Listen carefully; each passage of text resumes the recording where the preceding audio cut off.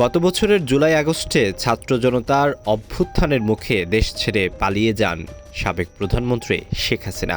আশ্রয় নেন ভারতে।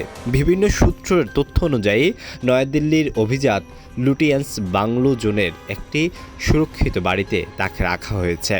যদিও ভারত সরকার তার অবস্থান সম্পর্কে কোনো আনুষ্ঠানিক ঘোষণা এখনও দেননি, তবে অনুসন্ধানে উঠে এসেছে 11 রাজাজি মার্গ নামের একটি ঠিকানার তথ্য।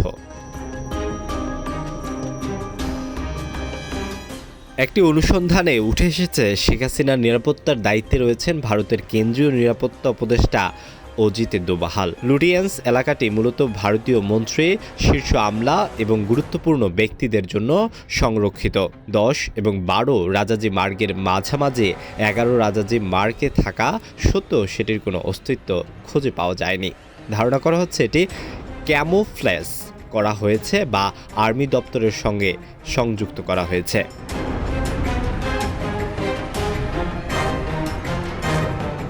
সাংবাদিকদের অনুসন্ধানে জানা যায় 11 নম্বর রাজাজি মার্গ গুগল ম্যাপে দেখা গেল বাস্তবে এটি উধাও।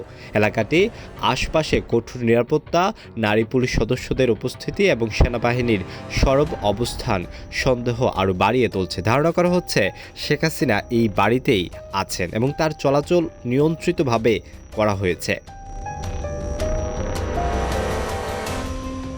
ভারতীয় সংবাদ মাধ্যম দ্য প্রিন্ট এর প্রতিবেদনে বলা হয়, শেখ হাসিনা লুটিয়েন্স বাংলোতে বিশেষ নিরাপত্তার মধ্যে রাখা হয়েছে এবং মাঝে মাঝে তিনি লুদি গার্ডেনে হাঁটাহাঁটি করেন। সেখানে তার নিরাপত্তার জন্য গোপনে নিয়োজিত অফিসাররা সর্বদা সতর্ক অবস্থানে থাকেন।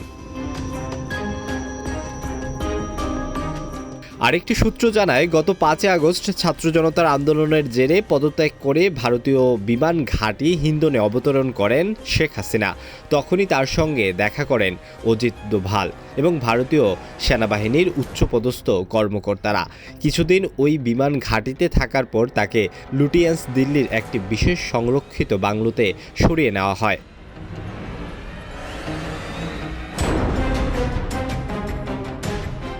দিল্লির সাংবাদিকদের মতে, শেখ হাসিনার অবস্থান সম্পর্কে ভারতীয় সরকার একেবারেই নীরব রয়েছেন।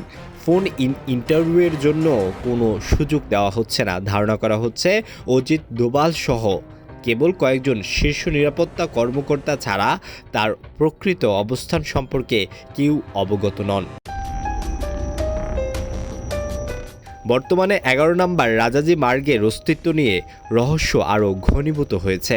বিভিন্ন সূত্র বলছে, বাড়িটি সেনা সদর দপ্তরের সঙ্গে সংযুক্ত করে ফ্রেমিংস দিয়ে ঢেকে দেওয়া হয়েছে, ফলে এটি বাইরে থেকে শনাক্ত করা সম্ভব নয়।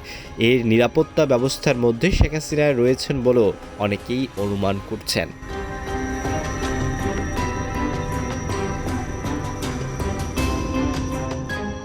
এই পরিস্থিতি ভারত ও বাংলাদেশের কূটনৈতিক সম্পর্কে নতুন মাত্রা যোগ করেছে। ভারত সরকার তার অবস্থান গোপন রেখে পরিস্থিতি পর্যবেক্ষণ করছে বলেও অনেক বিশ্লেষকরা মনে করছেন।